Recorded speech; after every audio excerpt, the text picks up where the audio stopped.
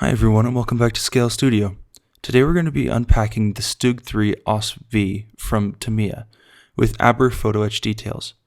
I also purchased some other odds and ends which will be reviewed separately for patrons only. As with any Tamiya kit, moderate detail and great fits should be the order of the day.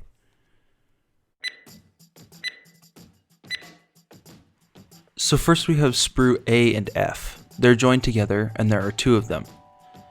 These sprues hold road wheels, some tools, looks like smoke dischargers, which I don't think we're going to be using, guide pins, spare track, more pins, and you can see on the drive sprocket gear mounting and the drive sprocket itself that it actually does have some good texture to it. That'll be super helpful for adding detail and interest.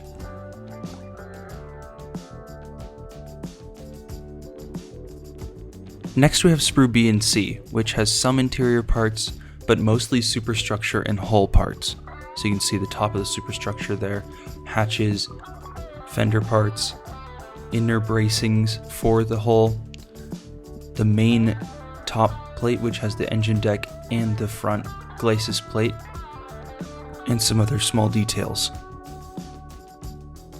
Sprue D is mostly interior parts, so you can see the floor plate there, some other small details like the tools, periscope, tensioning bar system, the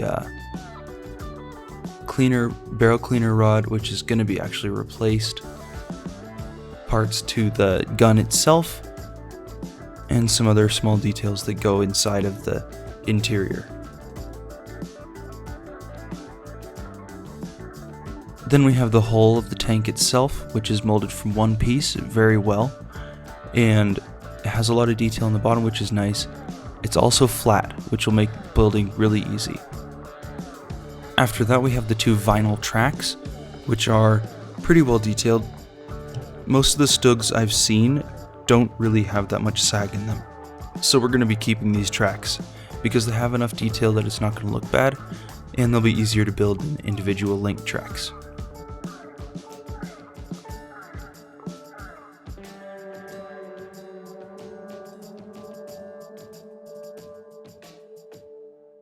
After that we have polycaps, which are just polycaps.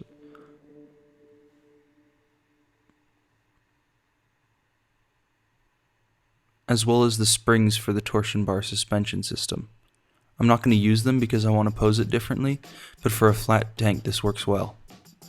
After that you'll see the pieces of PE and the metal barrel that come in the kit.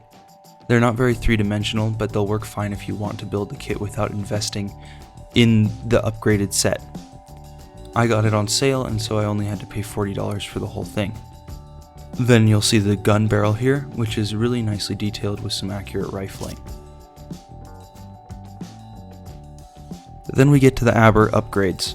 As you can see, there are going to be a lot of parts that I have to replace, but they're actually going to add a ton of detail to this kit and I can't wait to do it.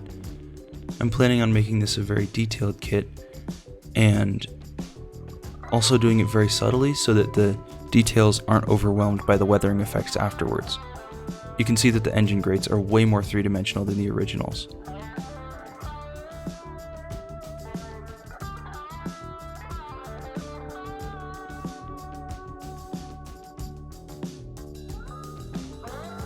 Then we have decals. It's a pretty large sheet for a tank with a lot of different configuration types. I think there are 6 configurations, so you'll have plenty of options when building it yourself. Then you'll see that we have the instruction book, which is very nicely printed and has about 19 steps. The nice thing about it is that while it's still pretty concise, it's not too overwhelming in each step. I'll let you guys see for yourself what's inside.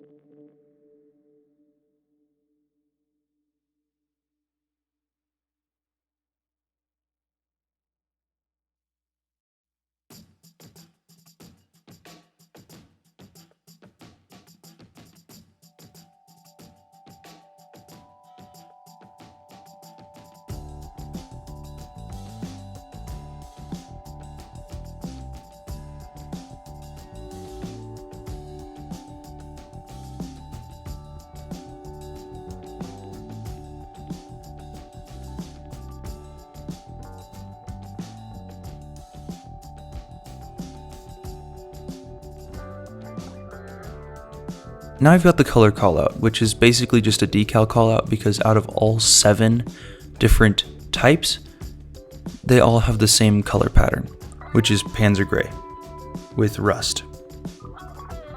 Now, all of these decals do look pretty unique, so there's going to be a lot of, you're going to be able to avoid a lot of redundancy when you're building this. It's also great that they did this in color because it makes it really easy to paint and decal your tank.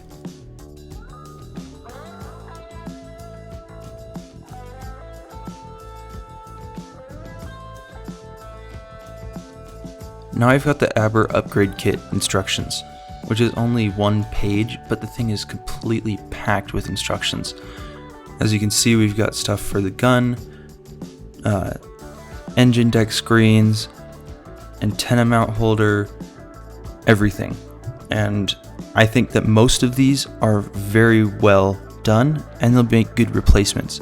Some of the others actually lack 3-dimensionality that you would want, so I'm probably not going to use every single piece from this kit. And that's all, folks. I hope you enjoyed the video, and if you did, please flatten that like button and subscribe if you want to see more content like this. If you'd like to help me out even more, make sure to check out my Patreon page, where you can get awesome perks like frequent workbench updates, early video access, and even voting power for new projects. Now it seems like I'm forgetting something.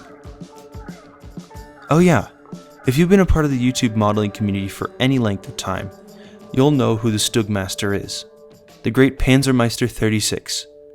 Well, when I had the idea for this project, I got in touch with him, and he agreed to collab with me.